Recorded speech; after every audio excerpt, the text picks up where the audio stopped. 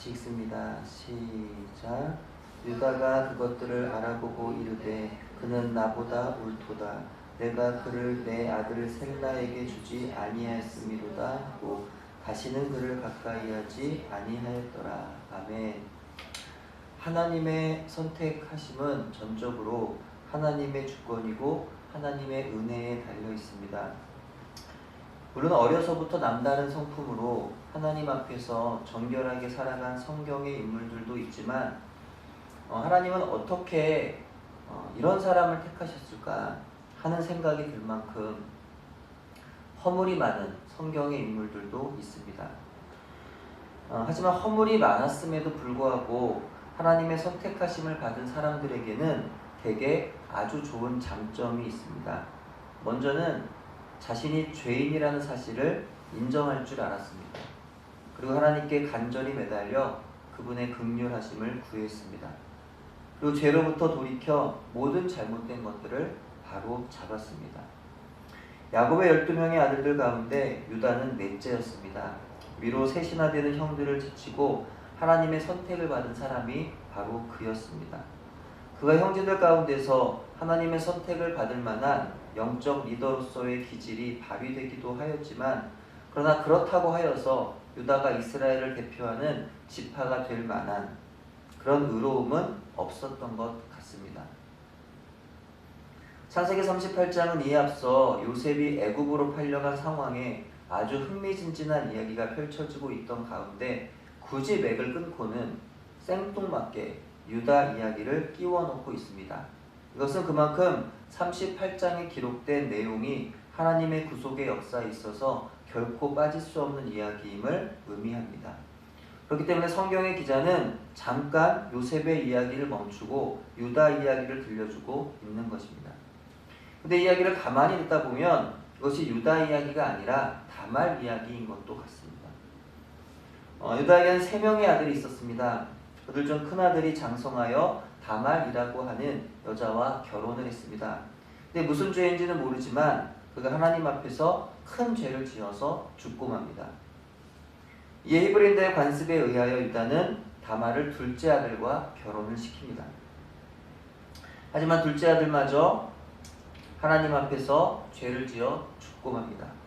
그는 다말을 통해 아들을 낳아도 그 아이가 형의 아들이 될 것을 알았기 때문에 다말이 임신하지 못하도록 정액을 땅에 쏟아버렸던 것입니다.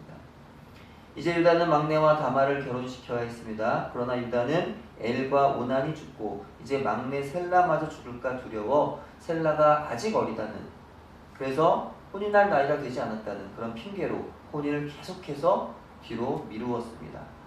셀라가 이제 자라서 결혼할 나이가 되었는데 그럼에도 불구하고 유다는 아들을 줄 생각이 없었고 이에 다말은 결단을 내려야 하는 시점이 되었던 것입니다. 다말은 어떻게든 유다 가문에서 아들을 낳아야 했습니다. 당시 남편이 없는 여자가 사는 길은 아들을 낳는 길뿐이었어요. 아들이 있어야 죽은 남편에게 할당된 재산을 분배받을 수가 있었기 때문입니다. 다말은 아마도 이런 이유로 결단을 내린 것이겠지만 결과적으로 그녀는 하나님의 백성을 있게 하는, 더 나아가 예수 그리스도가 이 세상에 오시도록 그 계보를 이어나가는 아주 중요한 역할을 하고 있었던 것입니다. 양털을 깎는 축제 날에 시아버지 유다가 딥나에 왔다는 소식을 듣고 다말은 창녀처럼 분장으로 얼굴을 가렸습니다. 다말은 도대체 무슨 일을 벌이는 것일까요? 그녀는 시아버지 유다를 속여서 그의 씨를 받아내려 했던 것입니다. 유다는 아내를 여의고 창녀와 밤을 지내기 위해서 며느리인 줄도 모르고 다말과 관계를 맺습니다. 유다는 하룻밤에 그 대가로 다말에게 염소를 주기로 약속했고 다말은 담보물로 유다에게 도장, 끈, 지팡이를 요구했습니다. 이후에 다말은 임신을 합니다. 이 소문이 그 동네에 퍼져나갔고 유다까지 이 사실을 알게 되었습니다. 유다는 근데 잔인하게도 다말을 불러내어 불사르라라고 그렇게 말을 합니다. 사람들이 끌려가던 다말은 유다를 향하여서 외칩니다. 창세기 38장 25절입니다. 여인이 끌려갈 때 사람을 보내어 시아버지에게 이르되 이 물건 임자로 말미암아 임신하였나이다. 청하건대 보소서 이 도장과 그 끈과 지팡이가 누구의 것입니까? 한지라. 유다는요 충격을 받았습니다. 다말이 내민 물건들은 주인이 누구인지를 분명히 가르쳐주고 있었습니다. 아무도 모르게 은밀히 행한 수치스러운 일이 만천하에 드러난 것이죠. 며느리의 부정함에 분노하던 자신이 민망스럽게도 그 부정의 대상이 자기 자신이었다는 것을 알고는 말할 수 없이 수치스러웠을 것입니다. 이 사건을 바라보는 사람들은 다말을 비난할 것입니다.